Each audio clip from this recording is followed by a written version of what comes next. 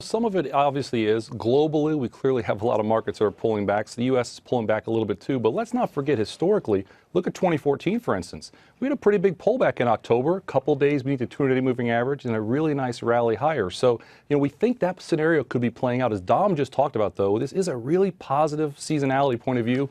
November and December historically are really strong during midterm years. So once this is out of the way with a lot of those positive fundamentals, we would be very open to probably a really nice end-of-year rally here, as we've kind of had obviously a very, very rough October, as we all know. Stefanie, how do you see it? I mean, you got fears of the Fed, obviously playing into it. You have fears of tariffs.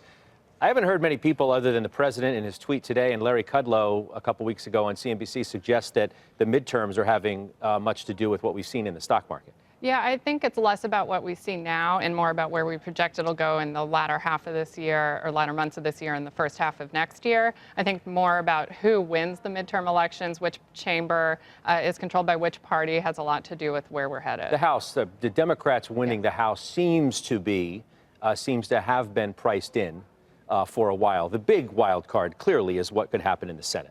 Yes, I do agree with that. The one thing that when I talk to investors, institutional investors, that they seem to be missing, though, despite expecting a Democratic Senate, is how hard it might be to vote on this renegotiated NAFTA. And so despite the fact I don't think maybe the day after the election there's going to be a big surprise about what happens, I do think that most investors are not appreciating how hard this is going to be. So if the Democrats win the House as expected, the Republicans hold on to the Senate, what are some of the outcomes when it comes to key policy pieces? Because that's what the markets are really focused on, things like infrastructure, making tax reform permanent, and the vote on the new NAFTA. Yeah, so I think there's no scenario where making tax reform permanent, I think, can go this year. All right, so that's out no matter what. I think it's out no matter what. I do think on infrastructure, the only scenario where an infrastructure bill could get done is under a divided Congress. I think it's going to require hard choices, and no party wants to own that by themselves. So if you can work together, bipartisan, that's how that's done. I think the vote on USMCA, the renegotiated NAFTA, is going to be a Nancy Pelosi versus Donald Trump showdown, and I could see Trump threatening withdrawal to compel Democrats to vote for this. Ryan, we want to get this to you here. I mean, we know that the midterms are part of the calculus. We know the historical data around it, as you've pointed out.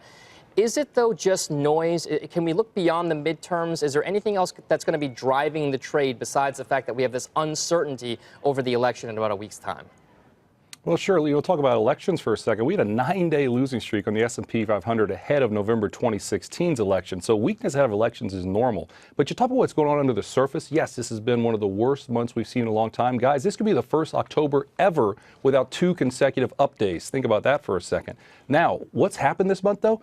Earnings. 2019 earnings for the S&P 500 have actually increased so far this month. To us, that's a really good sign. At LPL Research, we still believe earnings drive long-term stock gains. This is a rough month, but earnings are actually getting better when you look at the estimates, and we think that's a good thing.